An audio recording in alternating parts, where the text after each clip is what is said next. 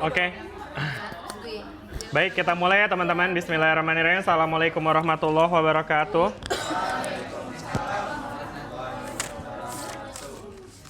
Apa kabar semuanya? Sehat? Oke. Anyway, ini jadi gelap amat ya kayaknya ya? Apa perasaan saya aja ya? Karena lampunya. Tapi kalau dinyalain malah jadi nggak kelihatan ya. Ini nggak bisa yang depannya aja yang dimatiin ya. Yang belakang biarin nyala. PVNRT. Apa tuh deh? Nah tapi gimana? Ini better nggak teman-teman? Masih tetap kelihatan nggak? Kelihatan ya? Aman ya? Biar nanti teman-teman bisa tetap nyatet. Siapa yang nggak kelihatan? Kenapa? Lampunya. Jadi better dimatiin aja. Ya boleh aja sih, coba tapi senyamannya teman-teman aja. Gimana ini udah nyaman?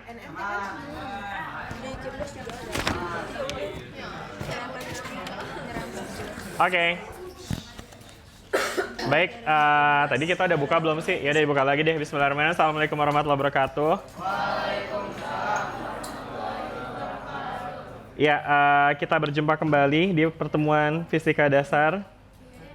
Setelah 1 minggu kita tidak berjumpa. Kangen gak sih? Biasa aja ya? Kalian mah ketemu tiap hari ya?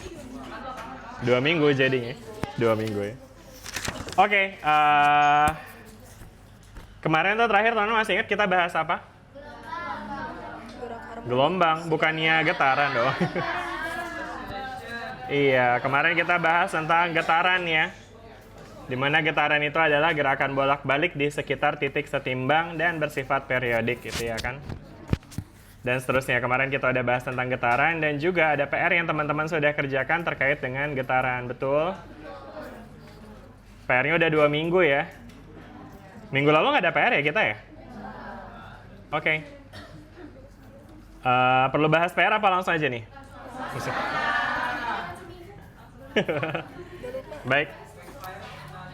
Ya mudah-mudahan aman ya teman-teman. Tapi ya mungkin saya coba tanya dulu kalau misalnya mungkin dari PR teman-teman ada yang ngerasa susah, silakan disampaikan biar kita bahas. Atau udah ngerti semua dengan apa yang udah dikerjain kemarin? Belum. Ya udah, siapa yang belum ngerti? Ada yang mau bahas pekerjaannya? Enggak. Silakan kalau ada yang mau bahas pekerjaannya.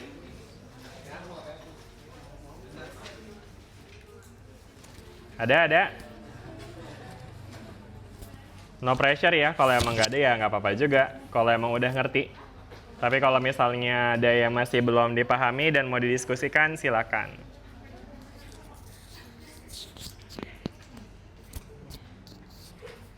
Kita kelas ada berapa orang sih harusnya? Wah, ada 4 orang nih berarti yang belum ngumpul ini. Oke, ya ada yang mau dibahas nggak teman-teman dari PR-nya kemarin? Atau udah oke? Udah oke? Yaudah ya, kalau udah oke sih, udah kita lanjut aja berarti nih. Udah oke ya berarti ya? Oke, sip. Kalau udah oke, kita akan lanjut teman-teman ke pembahasan kita hari ini. Jadi sebenarnya kalau kita ikutin RPS, itu tuh materi setelah getaran, itu ada materi tentang gelombang sama gelombang elektromagnetik. Tapi saya ngerasa ada discontinuity di sini karena sebenarnya untuk bahas gelombang elektromagnetik, teman-teman harus paham tentang konsep medan listrik dan juga medan magnet dulu yang dibahas di listrik statik dan dinamik nih. Gitu. Jadi makanya rencananya untuk perkuliahannya silabusnya akan kita tukar sedikit, di mana hari ini kita akan membahas tentang konsep termodinamika, teman-teman ya. Ya nanti mungkin kita akan coba selesaikan dalam 1 atau 2 minggu. Minggu ini tuh minggu 12 ya harusnya ya. Jadi mungkin minggu 12-13 itu kita bahas ini, ya kan? Nah, sedangkan nanti minggu 14-15-nya itu nanti akan kita gabung nih, listrik statik dinamik dan juga gelombang elektromagnetik, sehingga minggu 16-nya nanti teman-teman bisa UAS gitu ya. Kenapa? Wah, dengar UAS kayaknya langsung, aduh. Aman ya? Santai aja kan, UAS kan ujian agak serius, jadi jangan serius-serius amat. Kalau UTS apa? Ujian tidak serius. Oke. Mudah-mudahan UTS ya cukup ujian tidak serius saya, jangan ujian traumatik sekali gitu. Aman ya? Oke, ya silakan. Baik, hari ini kita akan membahas tentang konsep temperatur, teman-teman. Bentar, kayaknya tadi saya di sini mungkin saya harus buka filenya dulu deh. Itu ada di sebentar ya, teman-teman. Yang volume 1. Oke, ya jadi nanti kalau teman-teman mengacu pada materi di textbook ini sebenarnya ada di chapter 18 nanti ya, pembahasan kita hari ini. Sebenarnya sih lebih banyak lagi sih, nggak cuma dicakup dalam satu chapter ya.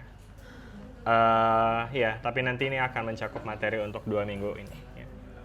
Lalu kemudian hari ini mungkin kita nggak bakal full sampai jam 2.40 karena habis ini saya ada rapat akreditasi lagi. Jadi, Yosnya gimana tuh? Boleh nggak terlalu kentara nggak Yos? Terlalu jelas itu Mas. Nah iya aja. Pora-pora sedih. Ya udah. Iya gini. Iya.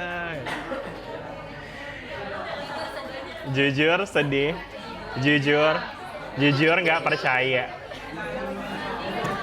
Oke, yaudah ya, karena waktu yang terbatas ini, mari kita optimalkan saja. Hari ini kita akan membahas tentang temperature, heat, and the first law of thermodynamics. Yeay. Oke, kenapa harus ada yeay? Kenapa? Ada yang nggak suka? Belum apa-apa udah nggak suka aja nih. Siapa? Clarissa. Kenapa nggak sukanya sama termodinamika? Karena ada trauma di Kimdas sama Matkim, kalau nggak salah kan udah lagi belajar ini. Ya, dan kayak susah ya. Susah ya. I see. Oke. Itu di Kimdas ya juga bahas ini ya? Matkim juga. Di Matkim? Matkim. Matkim kolor ya? Oh, matematika kimia juga bahas ginian juga, Matkim. Ya Matkim itu matematika kimia kan ya? Cuma kayak masih kalor. Masih kalor. Iya, ya ini juga materinya sebenarnya tentang kalor. Jadi ini materi yang dipelajari di 3 matkul ternyata ya. Ya mestinya lebih ngegrip dong karena udah dipelajari di 3 matkul. Semoga lah ya. Oke, baik kita akan mulai dengan diskusi kita yang pertama itu tentang temperatur nih teman-teman ya. Temperatur itu apa sih teman-teman? Suhunya kayak gimana tuh? Iya, dia tuh menggambarkan panas atau dinginnya suatu benda gitu. Jadi temperatur ya itu menggambarkan panas atau dinginnya suatu benda gitu. Suatu benda. Ya kan? Jadi kalau temperaturnya tinggi, ya itu menandakan bahwa benda tersebut panas, sedangkan kalau temperaturnya rendah, dia itu menandakan bendanya dingin gitu ya kan ya. Itu sebenarnya definisi paling basic ya dari temperatur ya. Sedangkan nanti secara fisika, nanti teman-teman akan lihat bahwa temperatur atau suhu itu ternyata berkaitan dengan energi kinetik dari partikel penyusun benda. Ya. Energi kinetik dari penyusun benda. Jadi nanti kita akan ngomongin lebih dalam tentang materi yang tersusun dari partikel, teman-teman. Kebayang nggak tuh materi tersusun dari partikel? Kayak misalnya kita punya materi berupa balok kayak gini. Tentu teman-teman bisa bayangin bahwa ini kalau kita belah-belah, maka kita bakal ketemu yang namanya atom ya kan ya, atau partikel penyusun benda gitu ya kan ya. Nah, si partikel penyusun benda ini nanti dia bisa punya energi nih, teman-teman ya, masing-masing nih. Energi apa yang bisa dimiliki oleh setiap partikel? Yaitu secara umum ada 2, ada energi kinetik sama energi potensial. Pinter banget ya. Dimana energi kinetik itu berkaitan dengan gerak. Kalau energi potensial berkaitan dengan apa? Posisi, betul banget ya. Jadi berkaitan dengan gerak dan juga berkaitan dengan posisi gitu ya. Nah, jadi kalau tadi ngomongin soal temperatur yang berkaitan dengan energi kinetik ya, maka itu akan berkaitan dengan gerakan dari partikel penyusun benda. Kalau temperaturnya tinggi, berarti energi kinetiknya tinggi. Nah, kalau energi kinetiknya tinggi, betul, berarti gerakannya akan lebih cepat ya. Nah, sedangkan dalam konteks gerakan itu, mungkin kalau kita ngebayangin partikel gas ya, yang menyusun suatu gas, itu ketika energi kinetiknya tinggi, maka teman-teman bisa bayangin gasnya itu akan bisa bergerak ke sana kemari dengan cepat gitu ya kan. Gimana ya tangannya? Iya kayak gitu ya, mantap ya. Ya jadi dia bisa cepat tuh ya kan geraknya ya kan. Begitu juga dengan benda cair yang sebenarnya partikelnya juga kan semi bebas ya, dia nggak seterikat benda padat ya. Meanwhile kalau benda padat kayak misalnya balok gini teman-teman, energi kinetiknya kira-kira disebabkan oleh apa ya? Dia bisa gerak nggak sih teman-teman? Bisa. Dengan cara apa dia bergerak? Hah? Apa? Gimana? Dikasih energi dari luar. Oke, itu berkaitan dengan energi yang diberikan ya. Tapi maksudnya tadi nih yang ngomongin soal kaitannya antara temperatur dengan energi kinetik partikel ya. Jadi kalau tadi kita ngomongin temperaturnya tinggi, berarti kan energi kinetiknya tinggi ya. Nah kalau, sabar. Kalau energi kinetiknya tinggi, berarti gerakannya tadi gimana? Cepat. Nah pertanyaan saya tadi adalah, kalau benda padat itu gerakannya kayak gimana emang? Nah itu dia jawabannya. Jadi maksudnya apa namanya? Partikel pada benda padat juga memiliki energi kinetik. Nah, cuma energi kinetiknya itu dalam bentuk getaran. Karena getaran kan juga merupakan gerakan ya. Kita kemarin udah mempelajari getaran sebagai simple harmonic motion. So, it is also a motion, juga gerakan ya. Jadi, gerakan tersebut juga akan memiliki energi kinetik yang pada kasus energi kinetik partikel, dia akan berasosiasi dengan temperatur ya. Jadi, semakin tinggi temperaturnya, semakin besar energi kinetiknya, semakin kuat getarannya, dan seterusnya. Gitu. Sampai sini bisa dipahami, teman-teman? Gitu ya. Nah, namun kalau misalkan kita bandingkan nih misalnya ya antara benda padat, cair, dan gas, ya kan? Tentu teman-teman bisa bandingkan dari segi gerakan itu, benda padat itu lebih terbatas ya gerakannya, karena dia cuma bisa bergetar aja. Kalau yang cair sama gas kira-kira dia bisa gerak sekaligus bergetar juga sebenarnya bisa juga. Bahkan dia juga bisa bergerak rotasi juga gitu ya. Karena jenis gerakan itu dalam fisika itu bisa banyak macamnya ya. Jadi kalau kita bandingkan dengan partikel penyusun benda cair atau gas, maka partikel penyusun benda cair tersebut atau gas tersebut dia bisa melakukan getaran sekaligus putaran sekaligus perpindahan atau translasi gitu. Jadi ada translasi, rotasi, dan vibrasi gitu ya.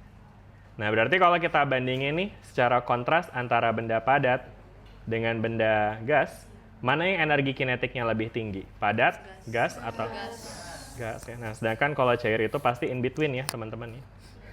Cair itu in between ya kan. Nah makanya kalau kita bandingkan berarti karena benda gas itu memiliki energi kinetik yang lebih tinggi, maka secara temperatur dia akan lebih besar juga gitu ya.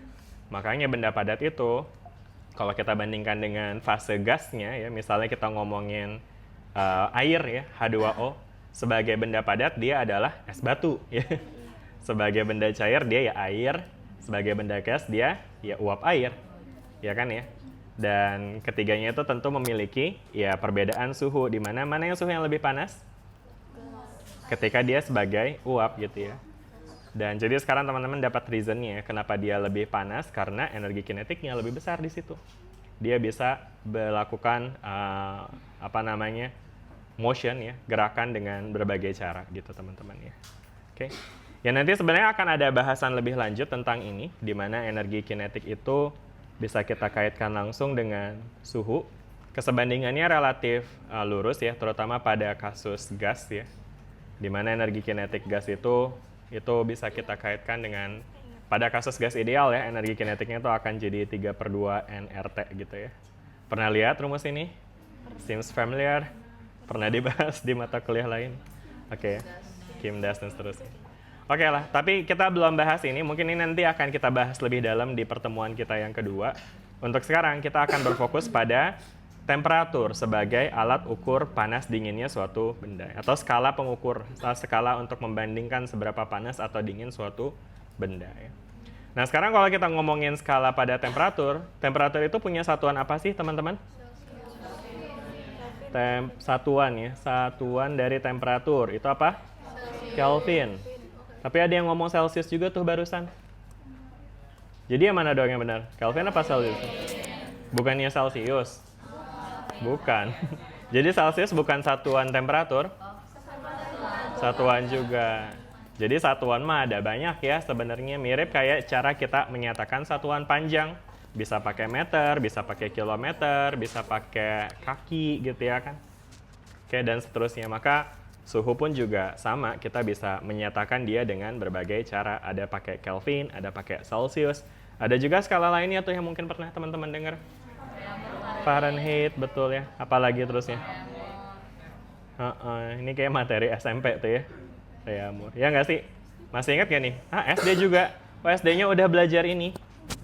Oh, enggak sebanyak itu. Oke, siap. Kirain udah belajar energi kinetik vibrasi segala macam SD-nya. Luar biasa ya. Oke. Gitu ya. Jadi Kelvin, Celsius, Fahrenheit, Reaumur ya kan. So far ini ya yang kita tahu ya. Atau kalau teman-teman mau bikin temperatur tertentu juga sebenarnya bisa-bisa aja. Ya misalnya siapa? Clarissa misalnya. Bikin skala Clarissa gitu juga bisa-bisa aja gitu ya. Asalkan jelas skalanya apa ya. Jadi sebenarnya ini kesemuanya ini sebenarnya sama-sama mengukur derajat panas atau dinginnya suatu benda gitu ya. Cuma bedanya di skalanya aja tuh teman-teman ya. Ya. Tapi kenapa Kelvin yang jadi SI? Oke, good question.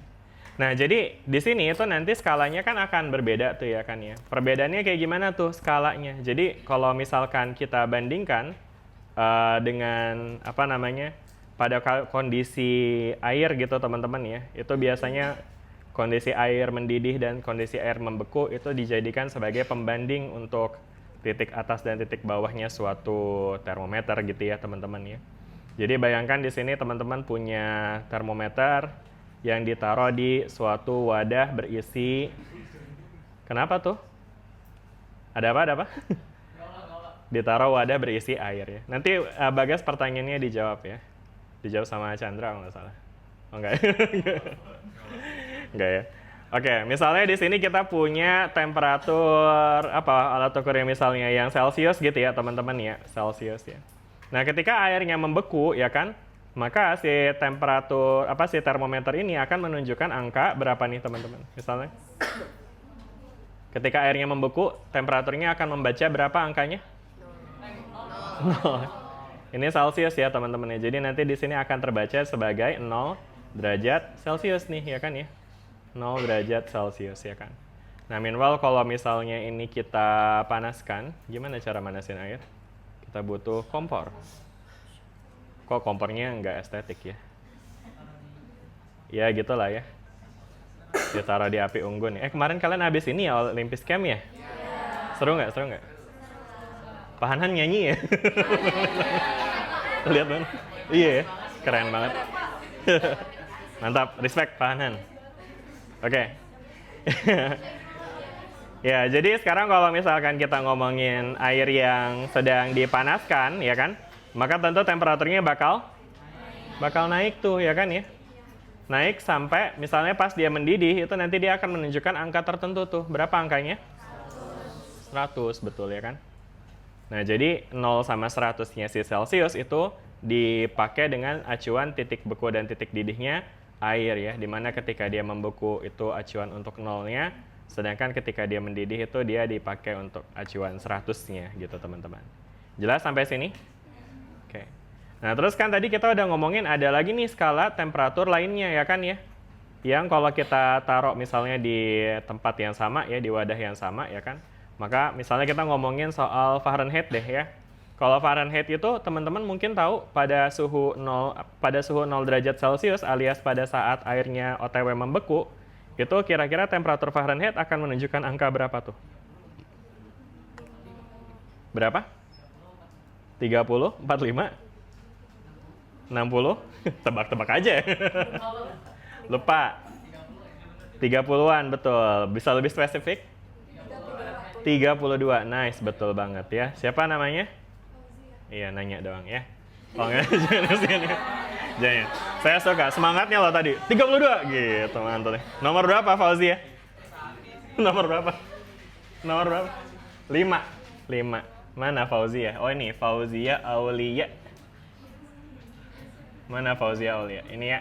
Oke, sip. Terima kasih Fauzia.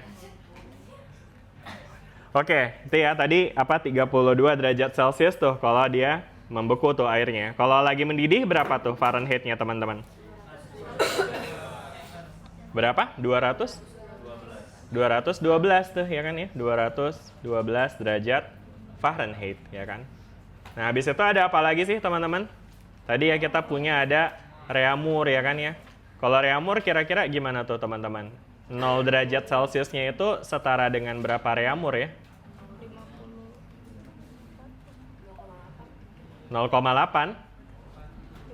Berapa 0 derajatnya si Celcius itu berapa Fahrenheit teman-teman? 45? No. 53. No. 53. Agak random tuh ya tiba-tiba 53. Baru dengar. Berapa? 60? No. Ini pertanyaan saya tadi 0 derajat Celcius itu berapa derajat Reaumur ya? 0 juga teman-teman ya. Jadi titik nolnya si Reaumur itu sama dengan titik nolnya si Celsius ya. Dia menggambarkan air yang membeku ya. Terus kok Fahrenheit nggak dari 0 sih? Jadi titik nolnya si Fahrenheit itu beda. Saya lupa ya sejarahnya gimana. Tapi kalau nggak salah tuh mereka tuh yang jadi standar acuan tuh sama-sama beku sama didih. Tapi kalau nggak salah si Fahrenheit itu bukan air. Kalau nggak salah alkohol apa wine atau apa gitu. Apa minuman haram gitu deh. Oh, nggak tahu. Ya jadi makanya nolnya tuh jadi lebih rendah daripada nolnya si air gitu ya kan. Jadi ketika Fahrenheit 0 mungkin Celsius sama Reaumurnya udah negatif tuh gitu. Jadi acuannya yang berbeda ya. Nah terus 100-nya juga beda gitu ya. Jadi di sini tuh dia pas ini 100 ini 212 ya. Minimal kalau si Reaumur nih 100 derajatnya si Celsius itu berapa derajat Reaumur teman-teman? 80 betul ya. Nice. Oke, gitu teman-teman ya. Jadi pada akhirnya nanti teman-teman bisa menyesuaikan sesuai dengan ya maunya teman-teman aja pembandingnya apa, terus nanti kita bisa compare dengan skala lainnya gitu ya. Jadi kalau misalnya teman-teman mau bikin skala lain gitu ya kan, misalnya Clarissa mau bikin skala K gitu ya kan. Ika udah ada lagi Kelvin, L aja L gitu ya kan. Nah itu terserah Clarissa mau bikin nolnya di berapa, terus 100-nya berapa gitu ya kan. Mau berapa Clarissa? 17. Terus atasnya?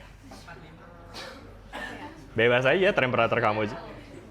90 ya udah boleh-boleh aja, terserah dia ya. Jadi ada tuh nanti namanya skala Clarissa gitu ya, 17 sampai 90 derajat Celcius gitu ya. Jadi nanti kalau kita diminta untuk konversi gitu ya kan ya, 100 derajat Celcius itu berapa Reaumur? Ya jawabannya 80 karena dia selevel kan ya. Kalau 100 derajat Celcius berapa skala Clarissa? Ya 90 gitu ya kan, karena ini dia satu level ya. Nah pertanyaannya adalah kalau misalnya nih kita punya lagi ngukur air gitu ya kan ya, terus suhunya menunjukkan angka di 50 derajat Celcius nih ya kan, 50 derajat Celcius ya kan. Nah berarti kan tentu ini juga akan sama ya, sama-sama di nilai tengahnya ya teman-teman ya. Nah kira-kira kalau di Fahrenheit ini 50 derajat Celcius, ini berapa Fahrenheit ya? Atau mungkin yang gampang Reaumur deh. Kalau ini 50 derajat Celcius itu kira-kira berapa Reaumur ya? Berapa? Wah cepet banget, gimana tuh caranya? Kenapa? Dibandingin, betul. Karena emang ini semuanya sebanding teman-teman ya. Jadi kalau 50 itu adalah tengahnya antara 0 sama 100, maka di Reaumur pun juga nanti akan jadi tengahnya, which is 40 gitu ya. Kalau di skalanya Fahrenheit berapa nih teman-teman? Hah? Berapa? 90? 106? Dari mana tuh Fauzia? Dibandingin lagi. Ini tengah-tengahnya ya? Bener nggak sih nilai tengahnya segitu teman-teman? Coba ya, 212 dikurang dengan 32, terus dibagi 2 gitu ya? Bentar, ini kayaknya harusnya dikurungin dulu ya. Gini ya? Nah kan dapat 90 tuh, tapi harusnya mulainya kan dari 32 ya, jadi ditambahin 32 lagi, 122 deh kayaknya harusnya tengahnya tuh. Ya nggak sih? Atau kalau nggak hitung average-nya aja sih, ini tinggal ditambah aja nih. Maksudnya rata-rata kan jadinya tuh. Tengah itu kan nilai tengah tuh, cara ngitungnya tambah terus bagi 2 kan ya. Jadi 122 tuh betul tuh. Bukan 106 tapi ya, 122. Jelas nggak nih teman-teman sampai sini? Ya jadi emang sederhananya tinggal pakai skala aja gitu untuk mencari konversi antara satu satuan suhu dengan kesatuan suhu lainnya gitu ya. Oke? Nah sekarang nih Clarissa nih ya, angkanya kenapa jelek ya jangan salahin saya, salahin Clarissa. Nah kira-kira dalam satuan Clarissa itu berapa ya teman-teman 50 derajat Celcius tuh? Berapa? 53,5. Benar, Clarissa, segitu. Temperatur kamu nih, termometer kamu nih. Iya kali. Ya, coba aja kita hitung lagi ya. Again, ini bisa dihitung sesederhana ngitung rata-rata aja. Jadi tinggal ditambah, dibagi 2 ya. Dapat 53,5. Begitu, teman-teman ya. Jelas nggak sampai sini? Ya, jadi tinggal pakai kesebandingan aja. Itu kalau misalnya tengah ya, kebetulan aja tengah tuh, gampang ya. Nah, tapi kalau misalnya case-nya agak lebih tricky ya, mungkin teman-teman harus menggunakan rasio gitu ya. Misalnya nih, kita mau cari berapa lagi teman-teman? Sebut angka random. Di Celsius, derajat Celsius, misalnya kita mau berapa suhunya? 32. Berapa? 80. Ya udah 80 deh ya. Oke, jadi misalnya sekarang di sini kita punya temperatur Celsius dengan angka 80 derajat Celsius ya. Nah, maka di derajat yang lain itu juga nanti akan sekitar segitu juga tuh, teman-teman, ya kan? Ya.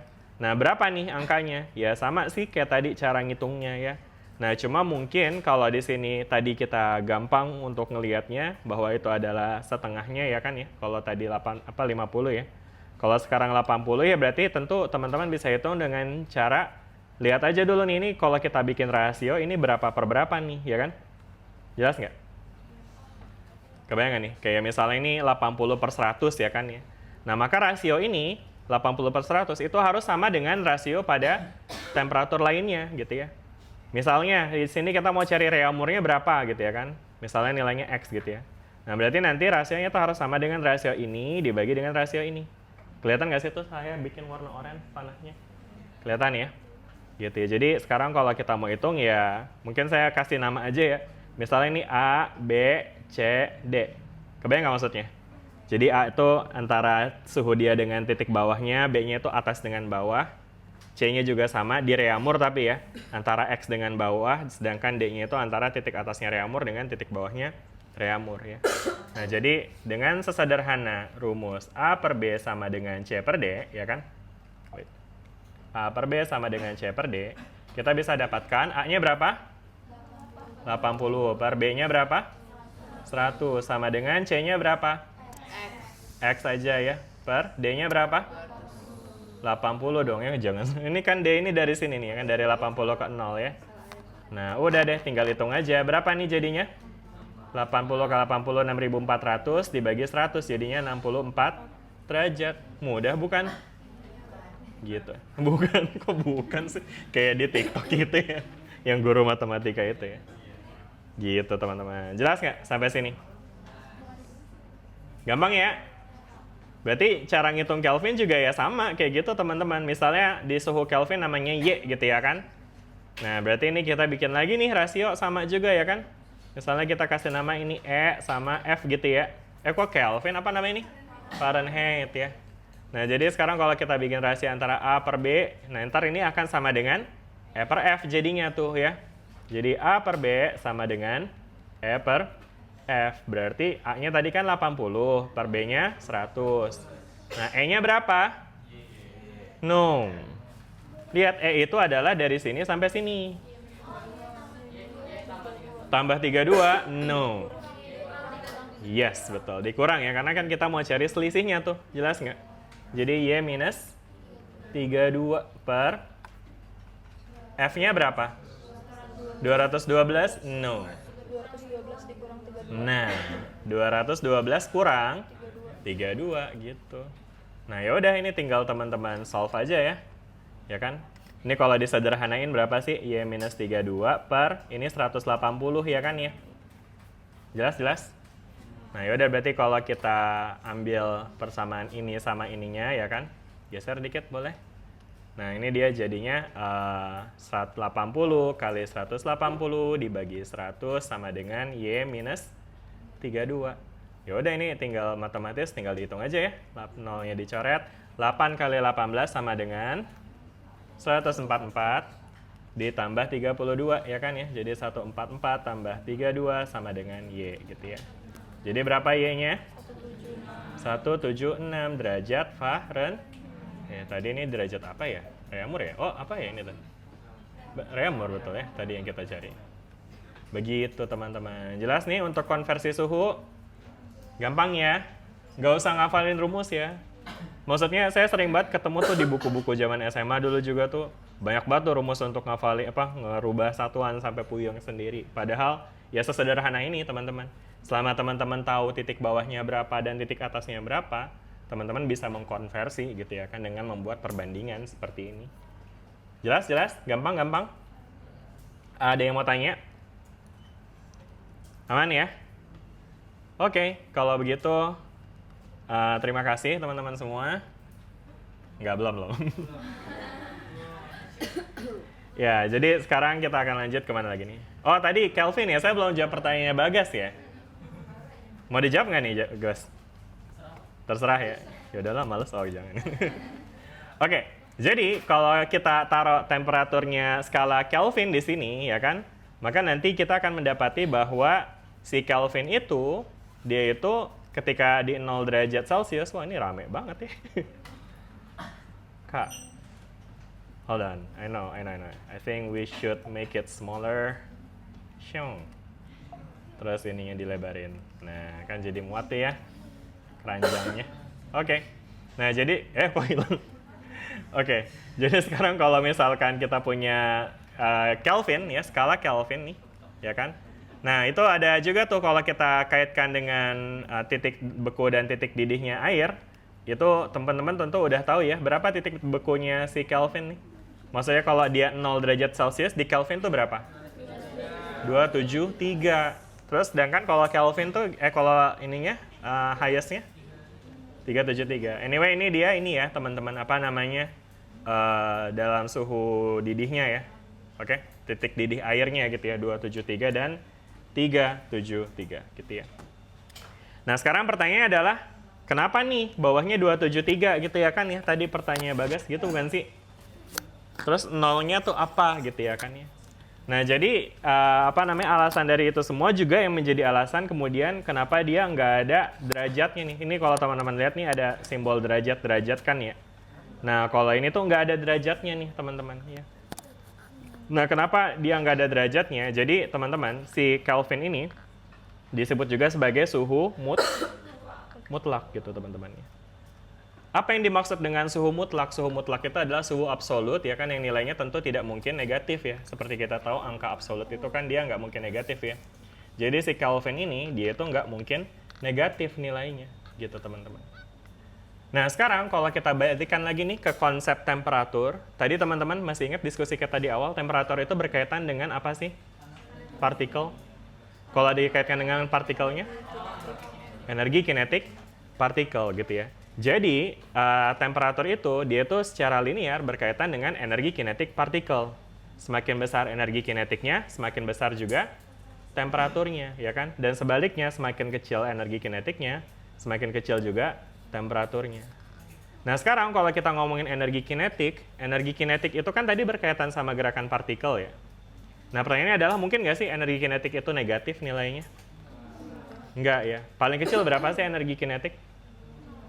0. Pada kondisi apa energi kinetik itu 0? Pada saat partikelnya diam.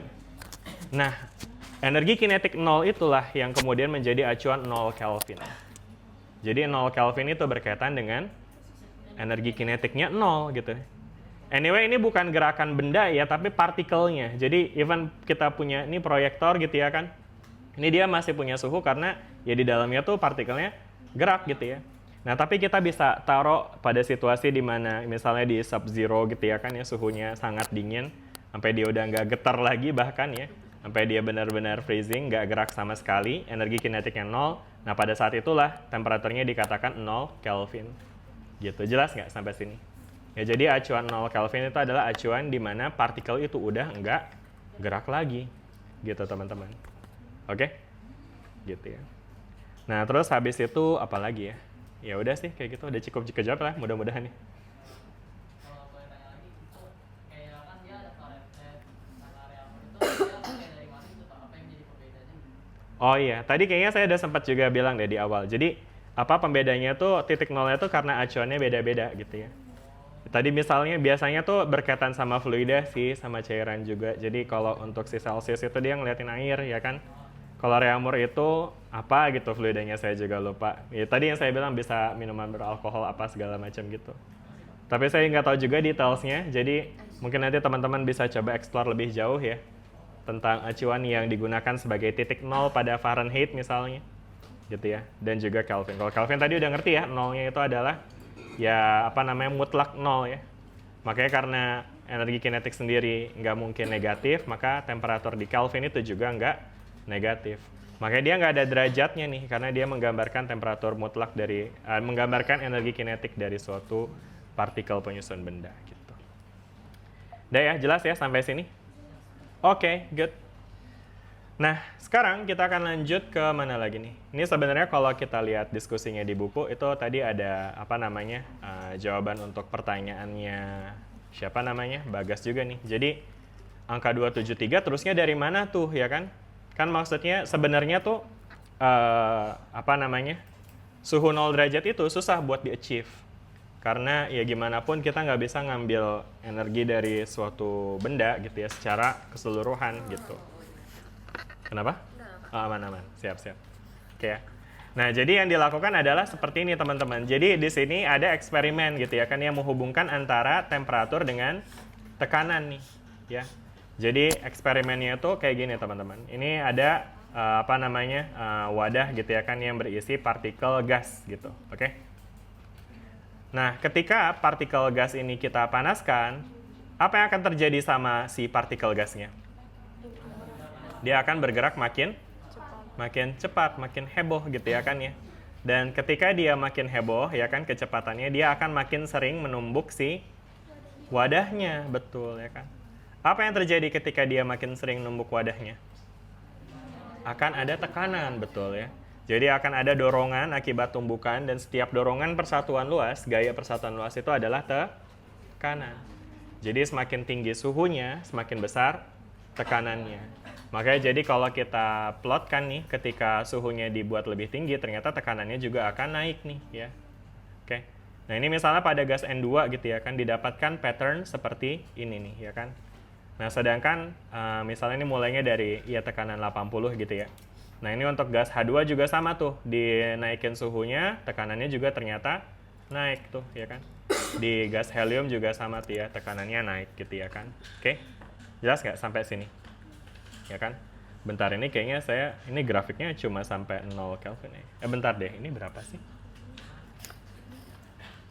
Temperatur K ini berapa? 273, 373.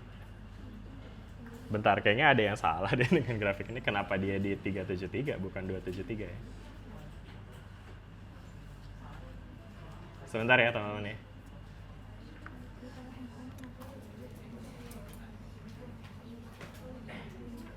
Oke, ya mungkin saya akan tampilkan dengan format grafik yang lain deh ya. Jadi, gini teman-teman ya. Jadi ketika ini kita punya apa namanya, temperatur ya versus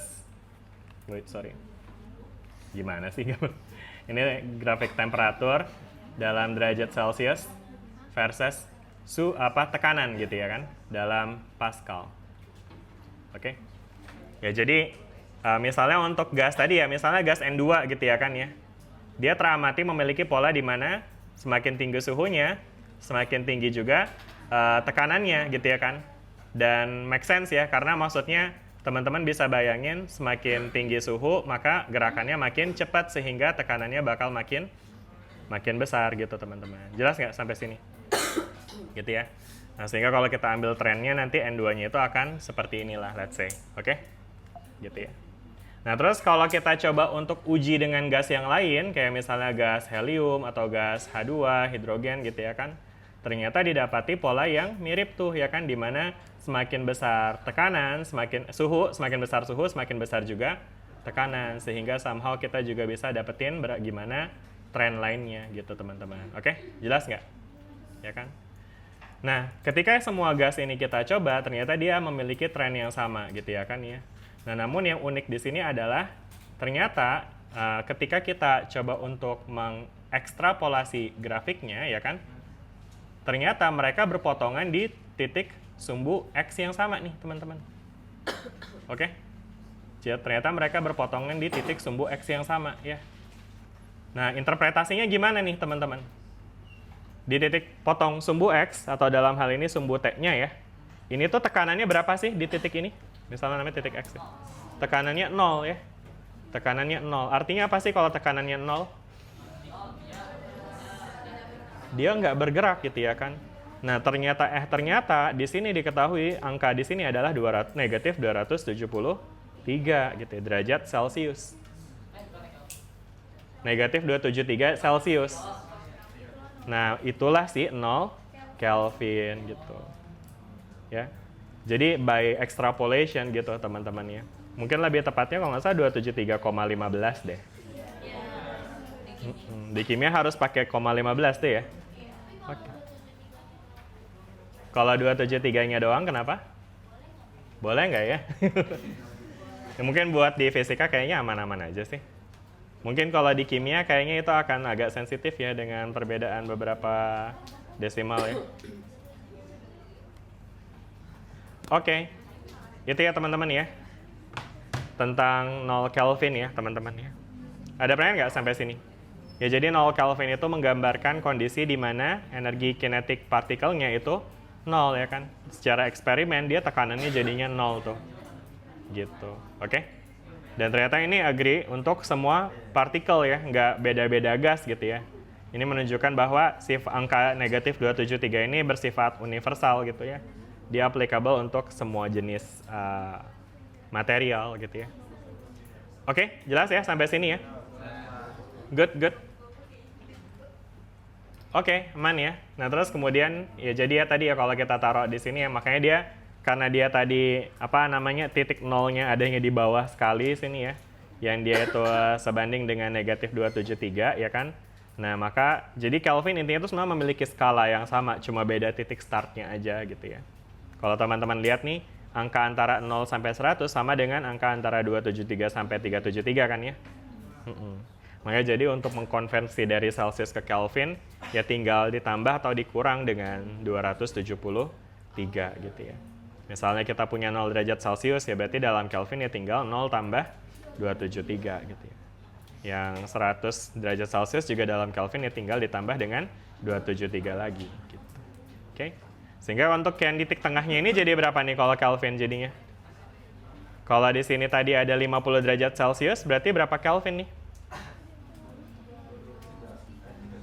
3, 2, 3 gitu ya, 3, 2, 3 Kelvin gitu teman-teman.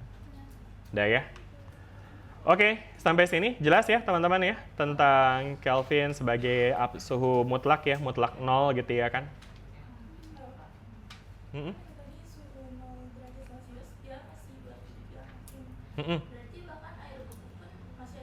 Betul, exactly, benar banget. Jadi es batu pun itu memiliki masih memiliki partikel yang bergerak gitu ya, bervibrasi gitu. Karena dia nggak di 0 derajat Celcius ya kan, nggak di 0 Kelvin gitu. Untuk supaya dia benar-benar nggak ada yang gerak, teman-teman harus mendinginkan sampai di level negatif 273 derajat Celcius gitu. Paling mentok betul, udah nggak bisa lebih kecil lagi. Kenapa? Ya, kayaknya ini aja deh, bengong aja. Ya agak boring juga dia, iya benar-benar dia nggak partikelnya dia benar-benar diam gitu ya. Maksudnya nggak ada suhu di bawah 273 jadinya. Karena 273 derajat Celcius alias 0 Kelvin ini menggambarkan ketiadaan gerak, menggambarkan energi kinetik 0 gitu ya. Jadi kalau misalnya dia nggak diam, dia ngapain? Ya udah, maksudnya dia udah diam gitu. Dia nggak bisa lebih kecil lagi karena nggak ada yang lebih diam dari diam gitu. Dia nggak bisa lebih diam lagi, dia udah diam banget nih gitu. Jelas nggak? Karena tadi again temperaturnya itu berkaitan sama energi kinetik gitu ya. Maka kalau udah dibilang diam berarti energi kinetiknya udah 0 dan temperaturnya udah ya segitu mentoknya di minus 273 derajat Celcius. Bisa lebih minus lagi nggak? Nggak bisa karena itu udah diem, udah paling diem gitu. Jadi kalau udah paling diem itu tekanannya 0? Tekanannya 0, betul. Betul, tekanannya 0. Karena partikelnya kalau kita ngomongin gasnya nih ya, itu dia gasnya udah nggak kemana-mana juga kan. Gitu. Oke, jelas? Iya. Contoh apa tuh? Kalau boleh lebih keras lagi ngobrolnya, teman yang lain gak dengar. Contoh dari partikel itu benar-benar diem ya. Sebenarnya secara natural sih kayaknya nggak ada deh. Tapi suhu negatif 273 derajat Celcius ini atau 0 Kelvin ini bisa di-achieve di lab sih palingan. Laboratory setup. Kayak biasanya tuh itu ngomongin soal superkonduktor, superkomputer. Yang ada super-supernya tuh biasanya ngomongin di apa namanya di electricity itu. Teman-teman pernah dengar nggak istilah superkonduktor? Superkonduktor itu ibaratnya kabel yang dia tuh nggak ada resistansinya sama sekali. Sangat mengantarkan panas. Ya dia konduktif banget gitu. Jadi listrik lewat situ bisa langsung lewat gitu, free flow gitu ya. Dia nggak ada yang menghambat, nggak ada resistansinya. Nah si resistansi ini dia berkaitan sama energi kinetik juga karena semakin besar vibrasi dari material penghantar itu semakin besar resistansinya sebetulnya. Karena ketika dia goyang-goyang tuh, bayangin nih kabel nih teman-teman, si kabelnya goyang-goyang, nah elektronnya tuh bakal susah lewatnya. Gitu. Nah dia akan lebih gampang lewat kalau partikelnya nggak goyang-goyang. Nah untuk achieve supaya partikelnya nggak goyang-goyang, kita harus bikin dia 0 Kelvin. Namanya tuh biasanya tuh di setup di lab gitu ya kan, ada mekanisme pendinginan gitu ya kan, sehingga kita bisa narik semua energinya. Sehingga ketika dia udah mendekati 0 Kelvin, nah di situ ya apa namanya muatan listrik bisa ngalir secara super konduktif gitu ya, dia nggak ada hambatannya gitu ya. Jadi contohnya mungkin itu ya, di lab bisa di setup dan biasanya berkaitan dengan eksperimen superconducting segala macam gitu. Oke, ada lagi pertanyaan? Sudah cukup? Oke, baik, kalau udah cukup kita akan lanjut ya teman-teman ya. Tadi udah ngomongin soal temperatur dan prinsip dari suhu 0 Kelvin ya. Nah, berikutnya ini sebetulnya ada lagi materi tentang ada apa lagi materinya? Kok habis? Apa udah nih materi? Oke lah. Ya udah mungkin kita lanjut ya teman-teman ya ke materi kita yang kedua itu tentang kalor ya. Karena berkaitan dengan ya dalam bahasa Inggris itu kalor itu artinya heat ya teman-teman ya. Kalor. Nah, kalor itu apa sih teman-teman? Panas. Energi panas. Wih deh, mantap banget tuh. Itu udah dibahas ya kayaknya di. Ya, jadi itu definisi yang tepat sekali di mana kalor itu adalah energi panas yang bisa diberikan atau dilepaskan oleh suatu benda. Jadi suatu benda itu bisa melepas atau menyerap energi panas gitu ya, atau si kalor ini gitu ya. Simbolnya itu adalah Q. Ya kan? Dan kemudian karena kalor ini bisa dilepas atau diserap, maka adanya perpindahan kalor terhadap suatu benda itu bisa menyebabkan benda tersebut mengalami peningkatan energi atau penurunan energi. Energi apa nih? Energi dalam istilahnya. Ya, jadi suatu benda itu memiliki energi dalam ya. Apa itu energi dalam? Energi dalam dari suatu benda itu biasanya dinyatakan dengan U ya. Nah itu dia pada benda yang sifatnya umum ya, misalnya benda padat gitu ya. Nah itu tadi dia akan memiliki energi dalam bentuk energi potensial dan juga energi kinetik teman-teman ya. Jadi energi dalam itu bisa berupa energi potensial, bisa juga berupa energi kinetik gitu ya. Jelas nih teman-teman? Gitu ya. Kalau bisa juga berarti itu salah satunya doang. Kenapa? Kalau bisa juga berarti cuma bisa salah satunya doang. Bisa salah satunya doang bisa. Terutama pada kasus gas. Kalau kita ngomongin gas, apalagi gas ideal, dia nggak punya energi potensial. Diasumsikan nggak punya energi potensial. Jadi dia cuma punya energi kinetik aja. Oke? Gitu ya. Nah, sekarang energi potensial dan energi kinetik seperti yang tadi kita udah bahas, kedua besaran ini berkaitan dengan ya karakteristik dari partikel teman-teman ya.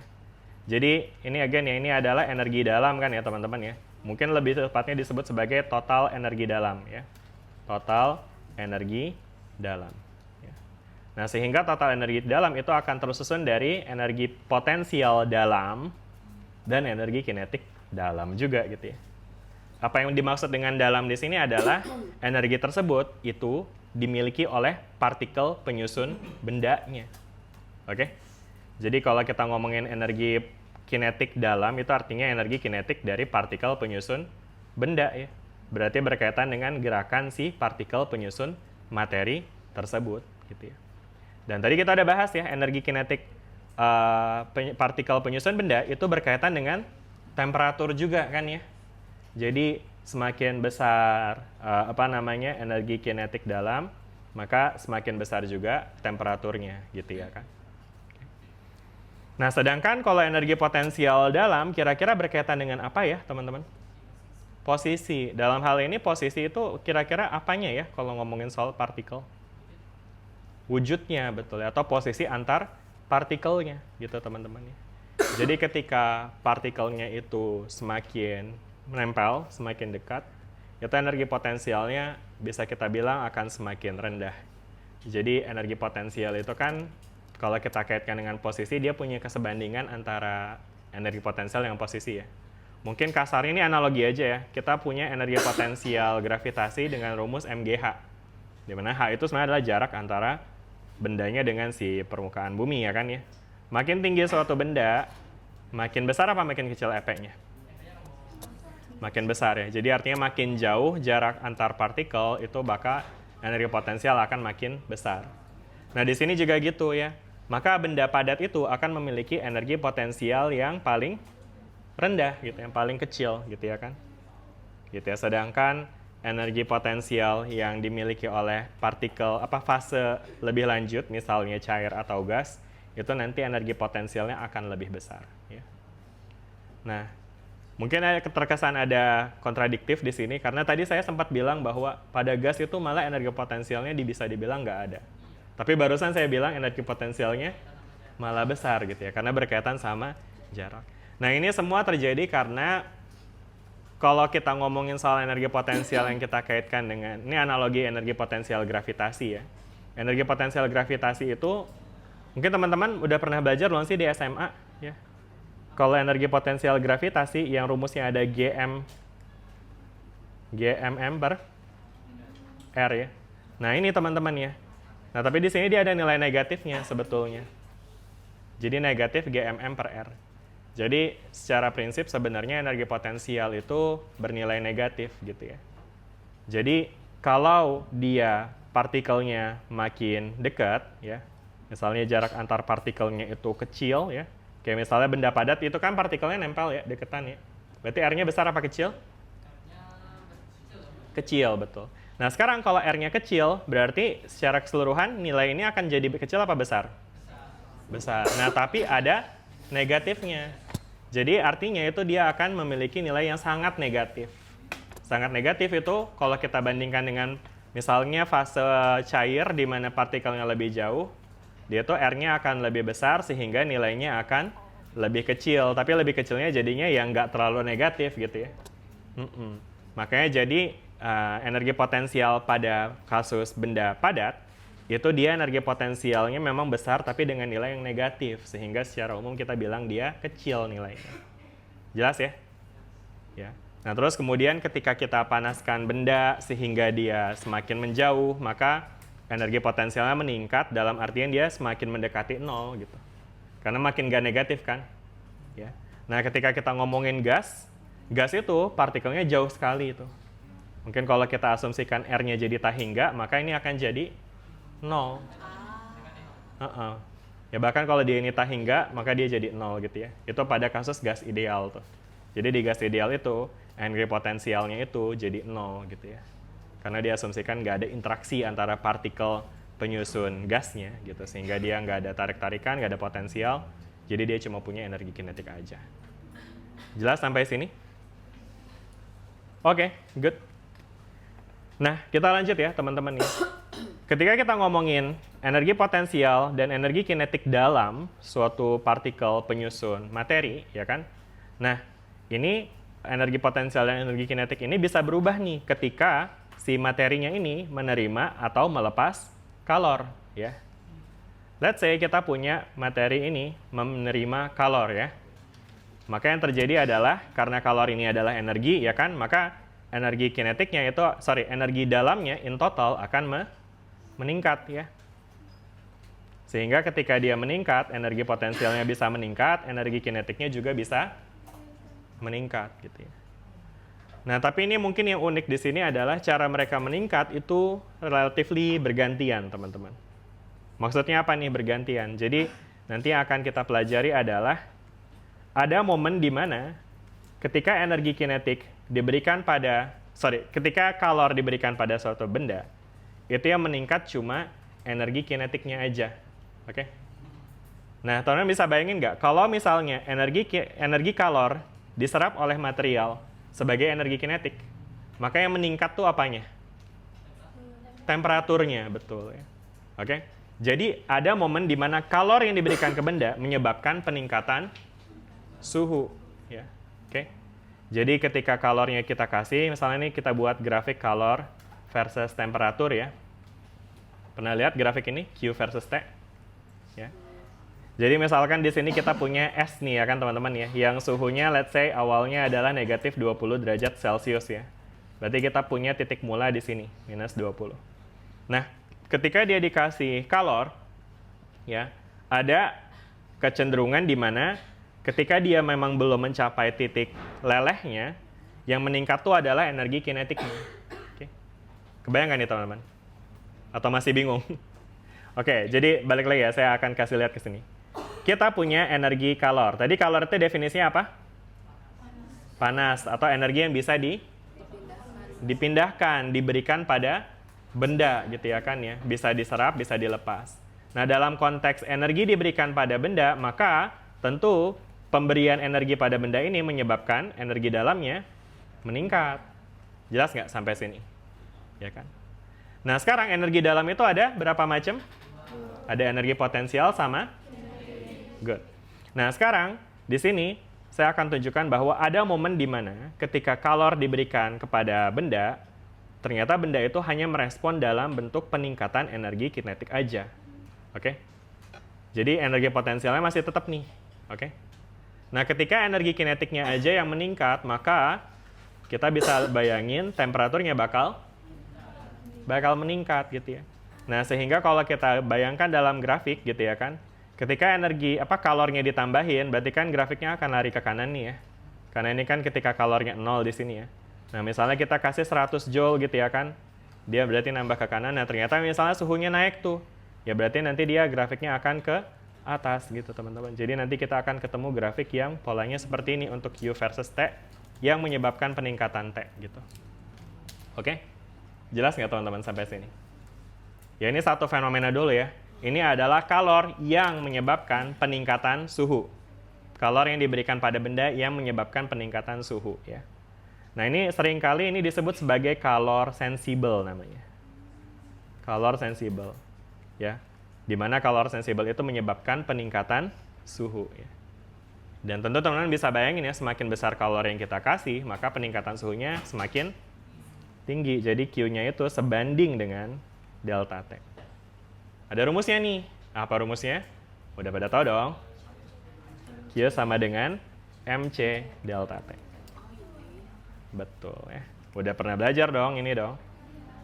Iya, jadi macet ya. Iya. Jadi kalor yang diberikan itu nanti akan sebanding sama besarnya suhu yang meningkat ya. Selain itu dia juga berbanding sama massa dan juga berbanding sama C, di mana C ini disebut sebagai kalor jenis ya kan ya, kalor jenis ya kan. Yang satuannya ini karena di sini joule, ini kilogram, ini delta T itu Kelvin, berarti ini satuannya adalah joule per kilogram Kelvin gitu ya. Atau bisa juga joule per kilogram derajat Celcius. Karena delta T-nya Kelvin sama delta T-nya derajat Celcius itu sama. Gitu. Jelas nggak sampai sini teman-teman? Ini kalor sensible. Ya, jadi kalor sensible itu adalah kalor yang diserap oleh benda yang menyebabkan benda tersebut mengalami peningkatan suhu. Ya. Jelas sampai sini? Nah, pertanyaan berikutnya adalah emang ada kalor yang kalau misalnya diberikan pada benda itu nggak menyebabkan perubahan suhu? Ternyata ada. Namanya apa? Kalor non-sensible atau kalor laten. Itu alasan kenapa disebut laten. Laten itu artinya Laten itu artinya apa sih? Bukan telaten. Laten itu artinya apa teman-teman? Bahaya laten korupsi gitu misalnya, atau laten. Nggak tahu laten. Coba googling deh, laten itu artinya apa? Apa teman-teman? Laten artinya apa laten? Coba kita tanya ya. Laten artinya apa? Kata laten artinya tersembunyi, tidak tampak atau belum muncul secara jelas, ya kan ya? Oke, jadi artinya dia nggak nampak gitu teman-teman. Nah, dalam konteks ini, kalor itu juga bisa diberikan pada benda, tapi bendanya ternyata nggak naik suhunya. Nah, itu yang disebut dengan kalor laten. Jelas nggak teman-teman? Ya, jadi kalor laten itu adalah kalor yang ketika si benda ini menyerap kalor, ternyata dia nggak kelihatan tuh peningkatan suhunya. Nah, ini yang disebut dengan kalor laten.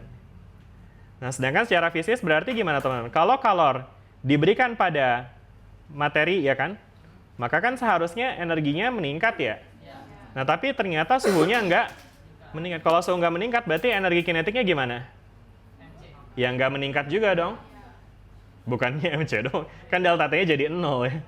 Ya jadi nggak ada kalor sensibelnya. Jadi artinya ketika ini diberikan ya kan pada si benda sehingga energi dalamnya meningkat, namun EK-nya itu 0, berarti yang meningkat siapa? EP-nya yang meningkat. Jelas? Logis ya? Jadi ketika ketika kalor laten diserap oleh benda, maka benda tersebut akan menyerap kalor tersebut tidak sebagai energi kinetik, namun sebagai energi potensial. Ya kan? Sehingga nanti ketika ini diserap, nggak ada peningkatan kalor, dia bakal begini aja nih, lurus nih grafiknya. Jelas nggak? Oke. Nah, sekarang kalau energi potensialnya naik kan berarti jadinya ya. Kalau energi potensialnya naik berarti apa yang berubah? Posisinya, posisi partikelnya. Bakal makin gimana tuh dia? Makin jauh. Makin jauh, makin jauh. Bahkan mungkin bisa jadi ada partikel yang putus tuh ikatannya. Sehingga terjadilah perubahan wujud, perubahan fase. Dari yang tadinya padat, dia jadi cair. Gitu. Jadi proses ini ya, ketika kalor itu diberikan sebagai diserap sebagai kalor laten, maka yang terjadi bukanlah perubahan suhu tapi perubahan wujud ya. Jadi di sini ada kalor laten. Kalor laten. Yang mana dia yang berubah bukan suhunya tapi berubah wujudnya ya kan, atau fasenya. Oke. Nah, terus ada rumusnya lagi tuh ya kan? Gimana tuh cara ngitung kalor laten? Q sama dengan M. Laten apa ya singkatan buat laten enaknya? L, oke, ide yang bagus. Ya, jadi Q sama dengan M dikali L, gitu teman-teman. L itu, iya laten sama tadi skalanya Clarissa tuh tadi, L deh. Nggak ada yang canda itu ya. Oke ya, jadi ini kalor yang menyebabkan perubahan wujud benda gitu teman-teman ya. Dan kemudian kalau kita lihat di grafiknya itu nanti akan kayak gini ya. Oke, ketika kalor diberikan pada benda dan menyebabkan perubahan wujud, maka nanti suhunya itu nggak bakal nambah sehingga grafiknya akan lurus-lurus saja gitu teman-teman. Bisa dipayangin sampai sini? Oke, good.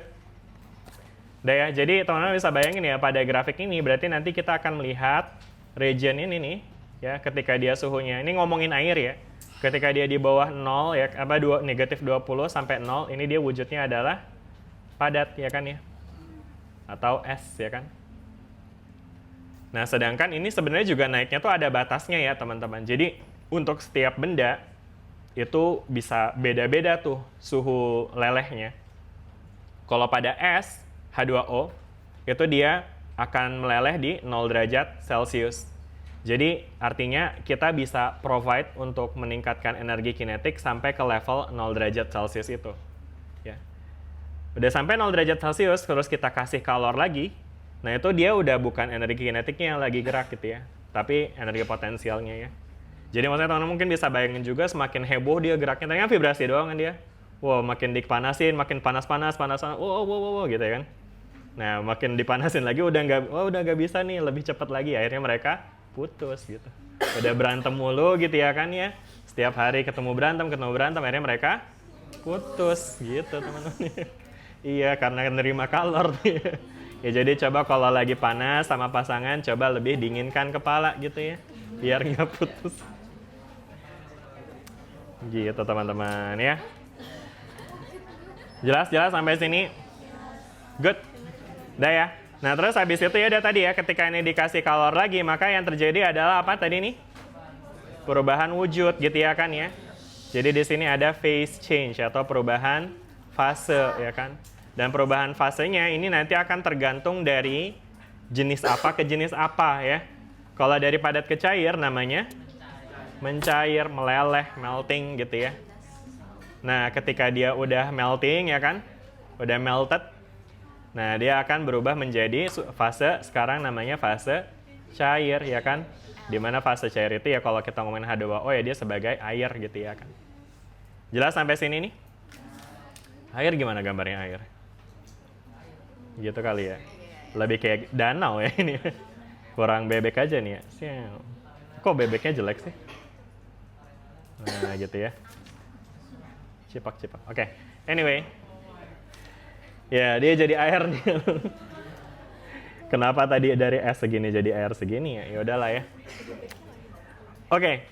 Nah si air ini nanti teman-teman ya teman-teman bisa bayangin ya, karena dia sudah terbebas ya kan ya, maka misalnya nih kita kasih kalor lagi nih ke dalam bentuk fase cair ya kan, maka tentu dia akan bisa menerima ini dalam bentuk gerakan lagi tuh ya. Partikelnya sekarang dia jadi bisa gerak lebih cepat sehingga ketika kalor diberikan pada fase cair yang belum mencapai titik temperatur paling tingginya, itu dia akan meningkat tuh suhunya. Ya jadi karena peningkatan energi kinetiknya gitu. Bisa dibayangin ya teman-teman ya. Jadi again, tadi ya partikel air di sini dia memiliki energi dalam lagi yang tersusun dari energi potensial dan energi kinetik. Nah, ketika kalornya, waduh ngantuk amat, Mbak. Nah, ketika kalornya, ini mic-nya di sini doang. Diputar aja nih ke sana tadi, banyak yang ngomong tadi. Nah, ketika kalornya diserap oleh si air dan menyebabkan peningkatan energi kinetik, maka yang terjadi adalah peningkatan suhu lagi gitu ya. Jadi nanti grafiknya bakal ya naik lagi nih kayak gini. Bakal bisa naik terus nggak nih dia teman-teman? Ada ujungnya. Ujungnya di mana? 100 betul ya. Di 100 derajat Celcius ya kan ya. Jadi di sini ada suhu titik didih ya kan ya. Nah di mana ketika dia mencapai titik didih ya kan. Nah dia udah geraknya udah kayak tadi lagi tuh, was gitu ya kan. Udah nggak bisa ketahan lagi tuh. Udah nggak bisa dinaikkan lagi energi kinetiknya ya kan. Sehingga kalau energi kinetiknya udah nggak bisa naik, apa yang naik sekarang? Energi potensialnya. Apa yang terjadi kalau energi potensialnya naik? Betul, jadi gas. Jadi nanti dia akan makin jauh, ikatannya makin putus lagi ya kan. Sehingga nanti dia akan berubah wujud lagi. Ya kan, jadi apa? Jadi gas ya kan ya. Gitu ya. Jadi nanti di sini akan ada phase change lagi nih. Ada phase change. Namanya apa nih prosesnya nih? Penguapan. Apa bahasa Inggrisnya? Vaporization ya, atau vaporizing gitu ya. Ini kalau ini melting, ini vaporizing. Dia mendidih atau boiling kayaknya juga bisa dibilang ya, boiling ya. Boiling. Ya makanya ini disebutnya melting temperature, ini boiling temperature ya kan ya, titik didih, titik leleh. Nah, yaudah, ya ada mau tanya? Apanya? Oke, good question. Ya jadi kalor ini kan tadi satuannya apa guys? Terus massa satuannya apa? Berarti kira-kira L ini satuannya apa? Joule per kilogram, betul ya.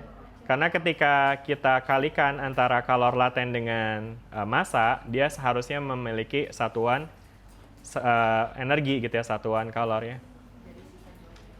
Jadi ini sisa joule doang. Kalau kita kalikan joule per kilogram dikali kilogram jadi sisa joule doang, betul. Oke? Terus dilihat dari mana apa? Perubahan wujud.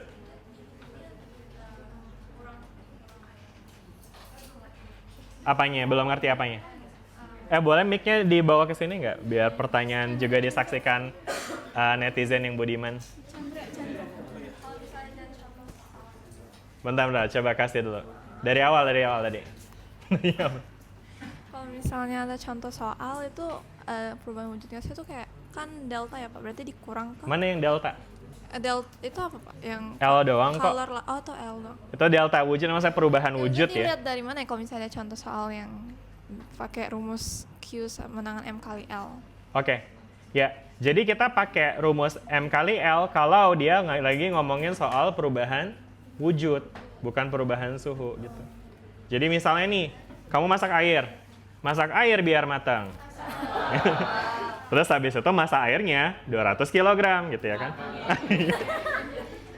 Berarti kalau latennya itu tinggal kita kaliin tuh antara massa si airnya dengan si L-nya.